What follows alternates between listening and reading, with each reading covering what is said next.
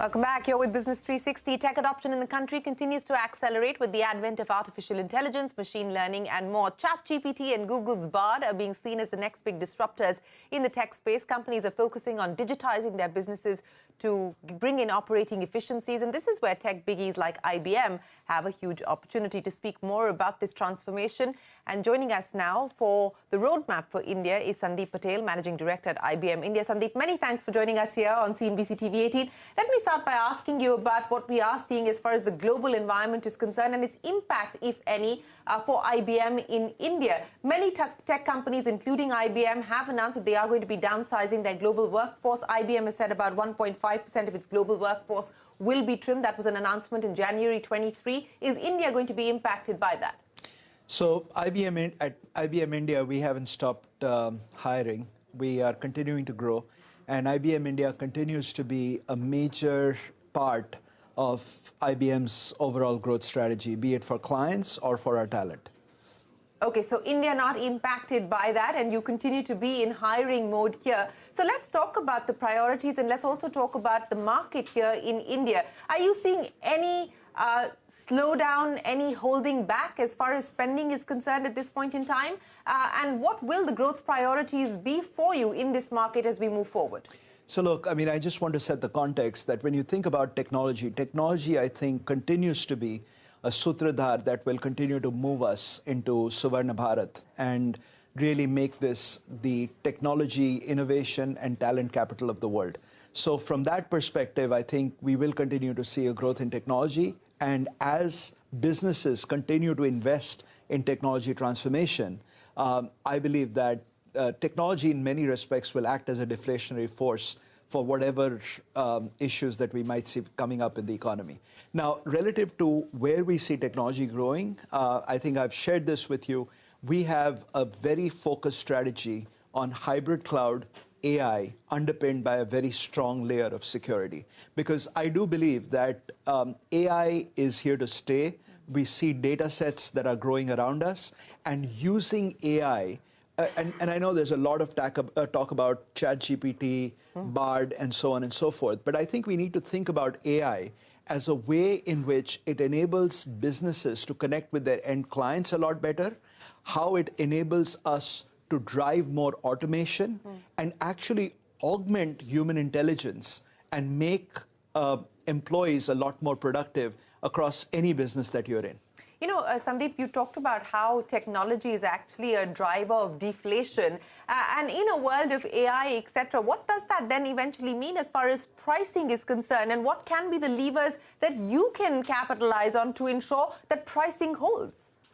Well, I think in many respects, what AI can enable us to do, and this is what I was talking about, in terms of AI driving automation, making businesses more productive, and thereby making things a lot more efficient in terms of how we run our businesses. Okay, you know, you talked about your priorities, and hybrid cloud is, of course, a priority as far as the India market is concerned. What's the growth that you have seen over the past 12 months, and what is it that we can expect from here on? It's a fiercely competitive landscape as well. Absolutely. Now, look, I think if we look around the world, or even in India, right, I think only about 25+% of workloads that can move to the cloud have actually moved to the cloud. So we will continue to see a transition to cloud properties. Now, what is interesting is that at any given point in time, for any business, they will be operating either, with some of their workloads on on-prem systems as well as multiple clouds. This is where the power of hybrid cloud becomes really important, so that through that hybrid cloud platform, which we have enabled using our Red Hat acquisition, right, and the Red Hat platform that we use for hybrid cloud, it enables clients to move their applications and their data seamlessly across these different cloud platforms as well as their on-premise systems. And that is the power that we see with hybrid cloud. We have already, if I talk globally, we have seen double-digit growth in our hybrid cloud business that we have been driving, and that is something which we continue to see moving forward. You know, and I want to go back again to the global picture and link that back to what we are seeing here in India. And for instance, even as far as IBM is concerned, you haven't provided a detailed guidance either as far as your earnings release is concerned, with the exception of saying that revenue is likely to be in mid-single digits in constant currency.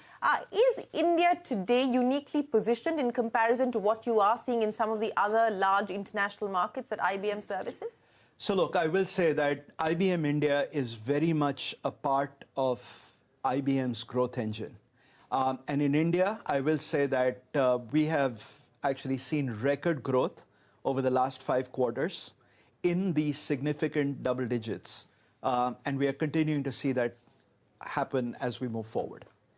Okay, record double-digit growth, and you expect that to continue to happen here in India. One of the other things that India has done for IBM is deliver on patent filings, Sandip, and I want to understand from you where things currently stand on that front, because for the first time, I think, in many decades, IBM has lost the top spot in annual US patent filings. You know, what do you foresee on that front? Is there a review of what's going on? So India continues to be a driver for innovation within the IBM company. We have our research labs here. We will be actually completing 25 years of IBM research in India, and we are celebrating that in the month of April with some significant events.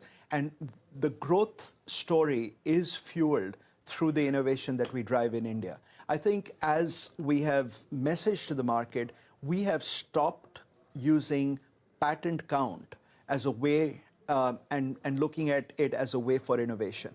And we will continue to drive innovation. We will continue to lead our work in innovation, both through India as well as our research labs around the world. So what are you most excited when we talk about innovation, and specifically coming back to the issue of generative AI? And you said that, you know, we need to look beyond just ChatGPT and Bard.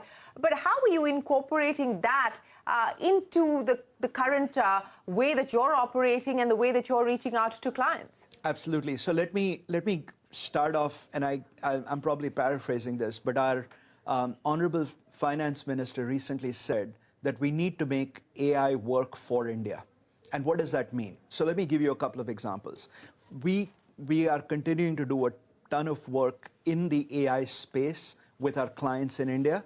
And just to give you 2 very specific examples, one, we are doing some work with a government agency where we have actually been able to deliver a 50 times ROI to that agency through the about 43 AI models that we've built and infused into their day-to-day work.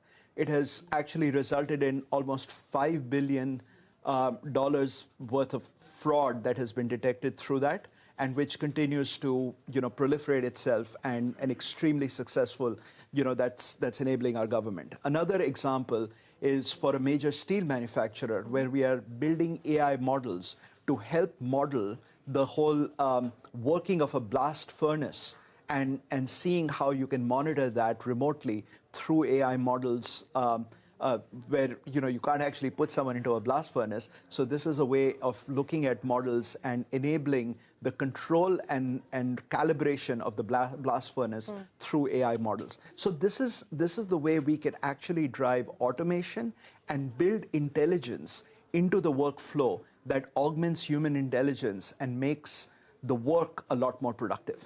You know, Sandip, let me end by asking you, you talked about the government as a client that you're currently working with. You also talked about a steel company as a client that you're currently working with. In terms of what the pipeline, order book pipeline looks like at this point in time, are there any sectors in specific that you are most confident about in terms of onboarding clients and customers? So clearly, financial services has been a major driver for us. But in addition to that, we continue to do work with a lot of manufacturing as well as retail clients. I mean, today, if I think about it, 2 major telcos are clients of ours. 9 out of the 10 banks actually operate on IBM systems. About 2/3 of the milk production and distribution in India happens through IBM systems. And so we are very much inculcated into the core fabric of the core industries that power India on a day-to-day basis. Well, powering the India growth story, and you're hoping that the growth story itself will continue to accelerate from here on, and that is what you're hoping to capitalize on as well. Sandip, always a pleasure. Appreciate you joining us here on CNBC TV18 on Business 360. We wish you the very best of luck. Thank you, Shireen. Well, we will take a break here on Business 360. Don't go anywhere. Stay tuned to CNBC TV18. The news continues. We're back in a moment on the other side.